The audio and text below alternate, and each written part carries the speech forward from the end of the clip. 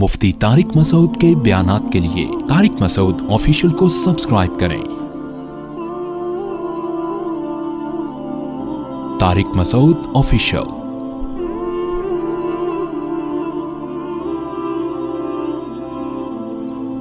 هو الذي ارسل رسوله بالهدى ودين الحق، اللہ وہ ذات ہے جس نے اپنے رسول کو ہدایت کے ساتھ بھیجا۔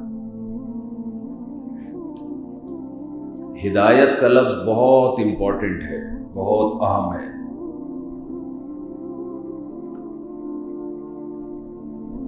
اس لیے کہ انسان کی جو پہچان ہے وہ اس سے نہیں ہے کہ یہ کھاتا کیا ہے،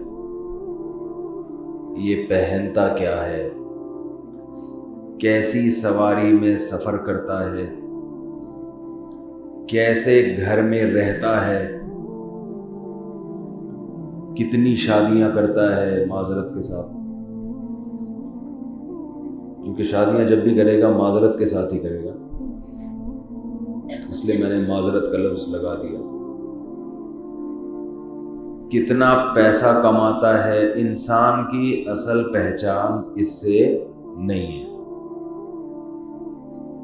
آج ہمارے ہاں انسان کی پہچان یہ بن چکی ہے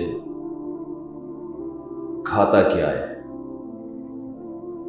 دال کھاتا ہے، چلو کبھی کبھار تو ہر امیر آدمی بھی دال کھا لیتا ہے، لیکن روزانہ ہی دال کھا رہا ہے، یہ کوئی عظیم انسان بولو؟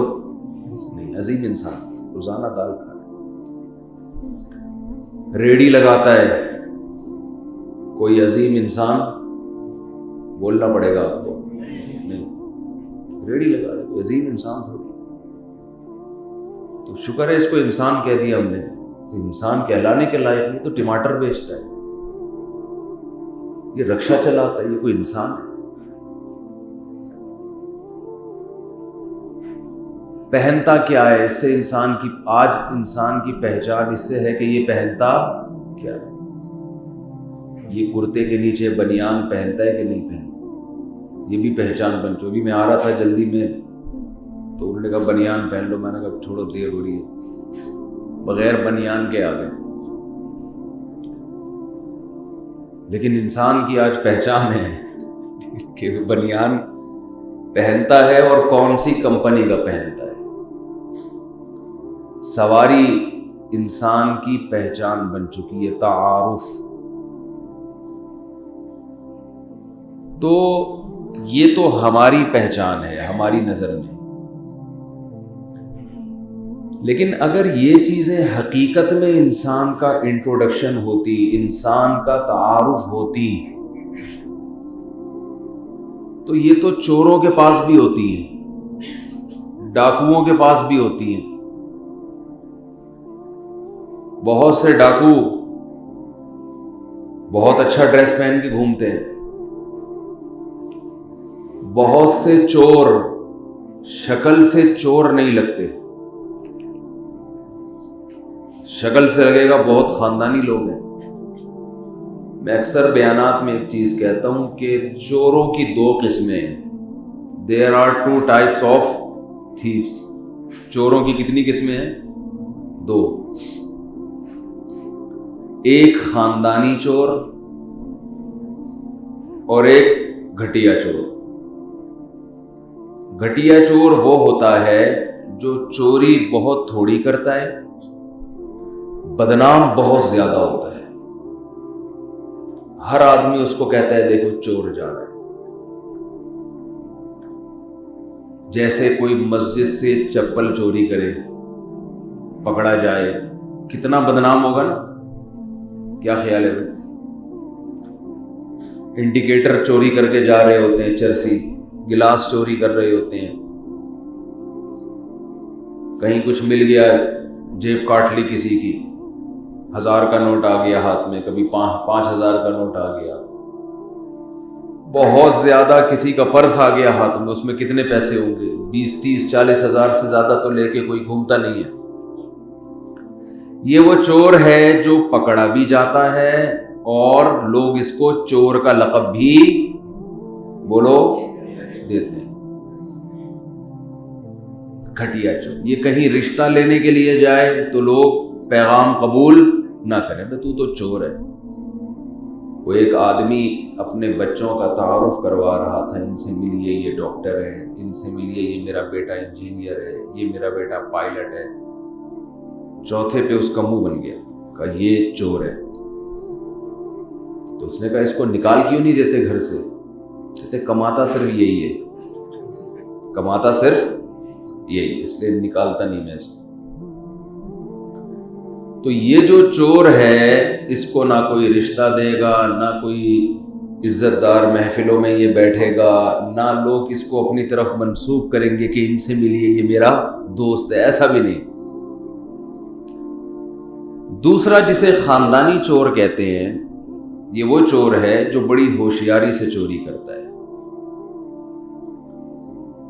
یہ چور بہت اعلیٰ کوالٹی کا ہے, لیکن دیکھنے سے بالکل بھی چور نہ باتوں سے, چور تو باتوں سے بھی چور لگتا ہے, یہ باتوں سے بھی چور نہیں لگتا. یہ وہ ہے جو بہن کی وراثت کھا جاتا ہے.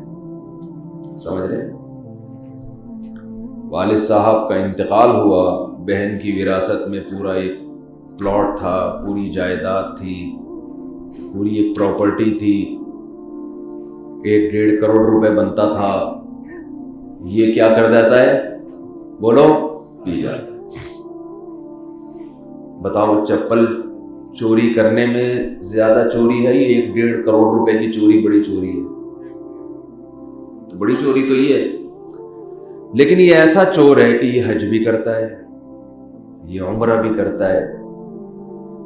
کسی محفل میں بٹھا کے اس سے تقریر کروا لو انسانی حقوق پر, بہت لمبے حقوق پر تقریر کرے گا. ویمن رائٹس کا سربراہ بھی بن سکتا ہے, خواتین کے حقوق کی تنظیم کا سربراہ. اپنے علاقے میں عورت کے حقوق کے لیے سب سے زیادہ سرگرم بھی ہوگا, کاٹن کلف میں گھومے گا, چہرے پہ نور ہوگا. اس کو کہتے ہیں خاندانی چور. سمجھ رہے ہیں؟ اب دیکھو, ڈریس تو اس کا عام لوگوں سے بہت اچھا, کیونکہ جب 1 کروڑ بہن کے کھائے گا تو ڈریسنگ تو اچھی ہوگی نا, گاڑی بھی اچھی ہے, گھر بھی اچھا ہوگا. تو میں یہ کر رہا تھا کہ اگر انسان کا گیٹ اپ یا انسان کا کیا کھاتا ہے, کیا پہنتا ہے, ہمارے ذہنوں میں یہ بہت بڑی مسٹیک آ گئی ہے. جو کافر جو ذہن بنا رہا ہے نا, مسلمان اسی طرف آ رہا ہے.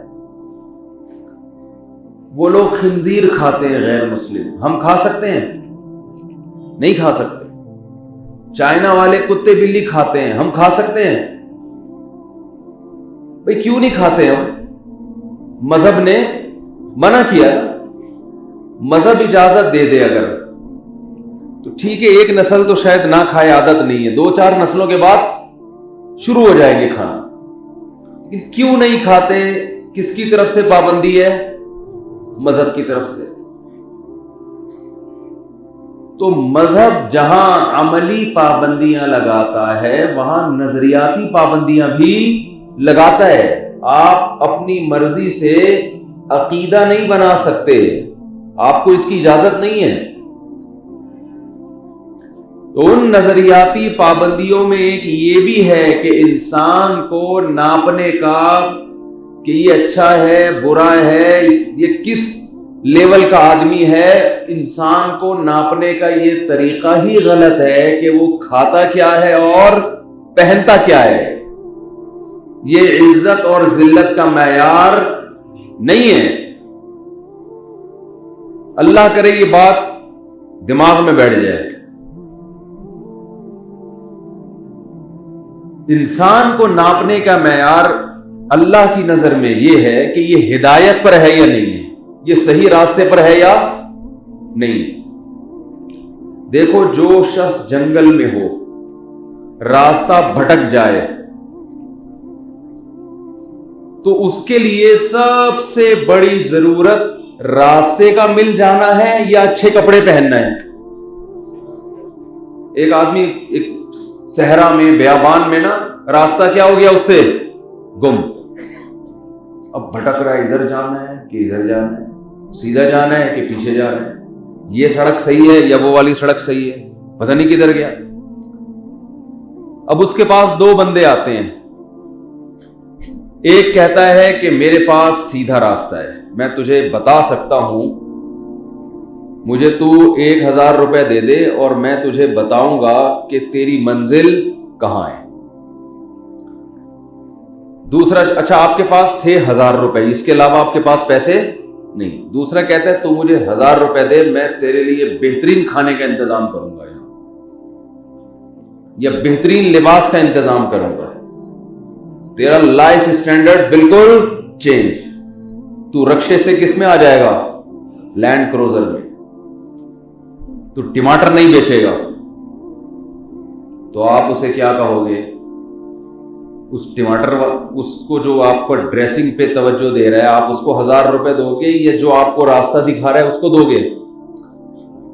جو راستہ دکھائے گا اس کو دو گے. بھائی چھوڑ یار, میں دھوتی بنیان میں چلا جاؤں گا لیکن مجھے پتا تو چلے کہ جانا کہاں ہے میں نے. یہ فکر آپ کو صحرا میں اس لیے تھی کہ آپ نے اپنے بارے میں, آپ کو یقین تھا کہ میں ٹریولنگ میں ہوں, یہاں میں نے اسٹے بولو نہیں کرنا. اللہ کرے بات سمجھ میں آ جائے.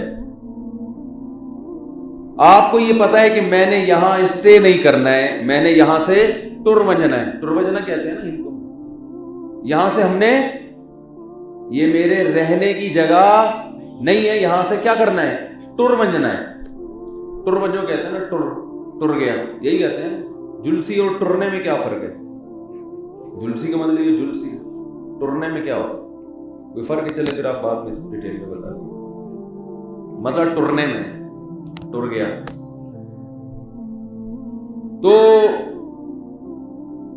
آپ جب وہاں ٹریولنگ میں ہوگے, آپ سفر میں, آپ کو یہ جب احساس ہوگا کہ یہ منزل نہیں ہے, یہ کیا ہے, یہاں سے ہم نے ٹرنا ہے, تو پھر آپ کو اس کی فکر کم ہوگی کہ میں نے کیا پہنا ہوا ہے, میں کس سواری میں ہوں. اس کی فکر زیادہ ہوگی کہ مجھے راستہ بولو مل. لیکن اگر آپ گھر پہ بیٹھے ہوئے منزل پر ہیں جہاں سے آپ نے ٹرنا نہیں ہے, ٹر منجنے کا کوئی پروگرام وہاں سے, آپ اپنے گھر میں بیٹھے ہوئے,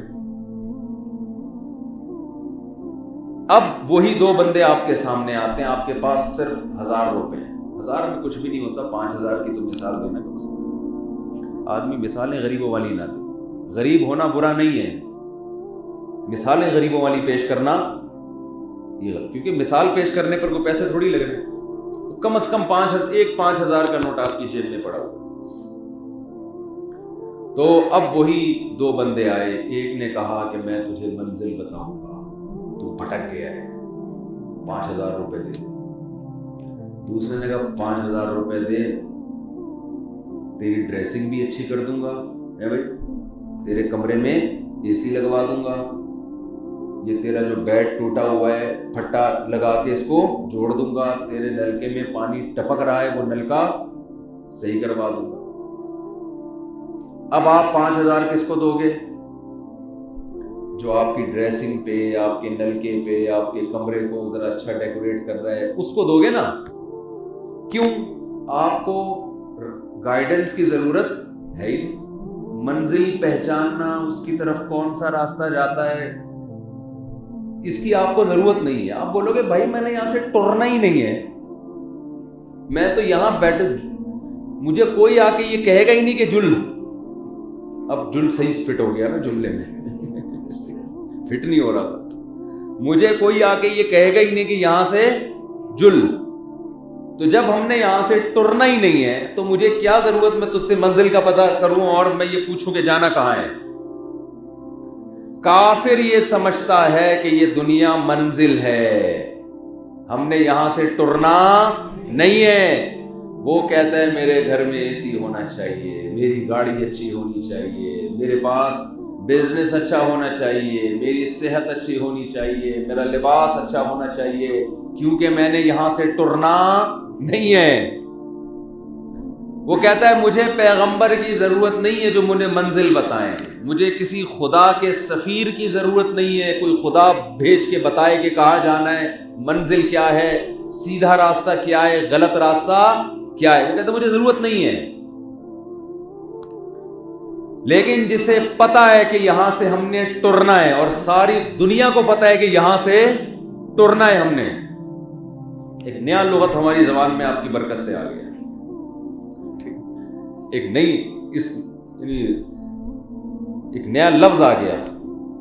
تو جس کو پتا ہے کہ یہاں سے ٹرنا ہے میرے بھائی، اس کو کپڑوں کی، کھانے کی، مکان کی اتنی فکر نہیں ہوگی جتنی منزل کی، کہ مجھے صحیح راستہ پتا چلے میں نے جانا کدھر ہے۔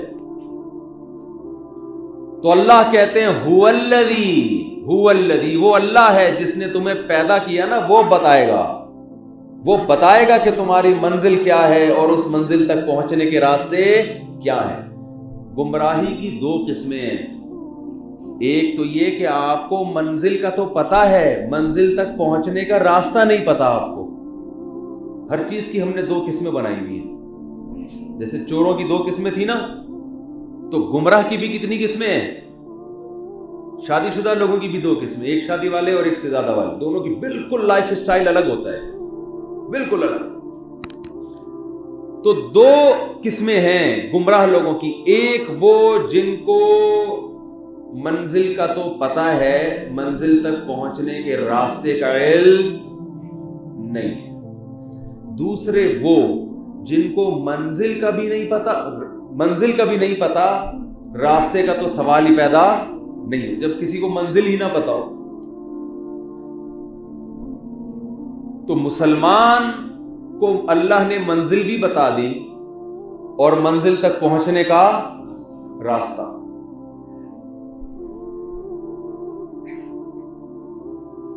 تو ہم چونکہ یہاں سے جانے والے ہیں، دنیا سے ہم نے سفر کرنا ہے، تو ہماری ضرورت سب سے زیادہ کیا ہے؟ ہدایت، جسے انگلش میں گائیڈنس کہتے ہیں، اردو میں ہدایت کہتے ہیں، عربی میں ہدایت کہتے ہیں، اردو میں رہنمائی کہتے ہیں۔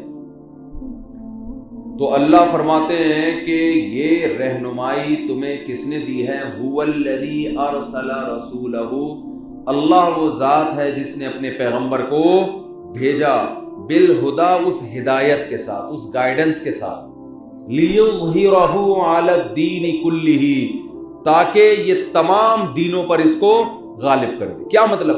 ایسا گائیڈ کرے کہ اس گائیڈنس کے ہوتے ہوئے لوگ کسی اور گائیڈنس کی طرف توجہ نہ دیں، ایسی خاندانی گائیڈنس ہو اس میں۔ آج عیسائیت کے پاس گائیڈنس بولو بھائی نہیں ہے، ہندو کے پاس گائیڈنس، ان کو نہیں پتا منزل کیا ہے، اور اس کا جب منزل ہی نہیں پتا تو راستہ۔ عیسائی کو یہ پتا ہے کہ منزل کیا ہے، راستے کا علم نہیں ہے۔ یہودی کو یہ پتا ہے کہ منزل کیا ہے، راستے کا علم نہیں ہے۔ یہ آدھی گمراہی ہے۔ ہندو کو یہ نہیں پتا کہ منزل کیا ہے، اور راستہ تو سوال ہی پیدا، جب منزل ہی نہیں پتا تو راستے کا کیا علم ہوگا؟ اہل کتاب کو منزل کا علم ہے، راستے کا علم نہیں ہے۔ تو وہ راستہ جس پہ چل کے ہم کامیاب ہو سکتے ہیں، وہ راستہ صرف اور صرف کس کے پاس ہے؟ اسلام کے پاس۔ قرآن میں اللہ نے اس آیت میں اس کو بتایا، هو الذی ارسل رسولہ، اللہ نے وہ راستہ ہمیں کیسے دیا؟ رسول کے ذریعے، اپنا قاصد بھیج دیا، اپنا سفیر بھیج دیا، کہ سفیر تمہیں بتائے گا کہ صحیح کیا ہے اور غلط کیا ہے۔ اب انسان کی پہچان کہ یہ کامیاب ہے، عزت دار ہے، ناکام ہے یا کمتر ہے، اس کی پہچان اس پر ہے کہ اس کے پاس وہ گائیڈنس ہے یا نہیں ہے، اور یہ اس ہدایت پہ چلتا ہے یا نہیں چلتا۔ جو اس ہدایت کے راستے پر چل رہا ہے وہ اچھا انسان ہے، جو اس ہدایت کے راستے سے ہٹا ہوا ہے وہ اللہ کی نظر میں اچھا انسان نہیں ہے۔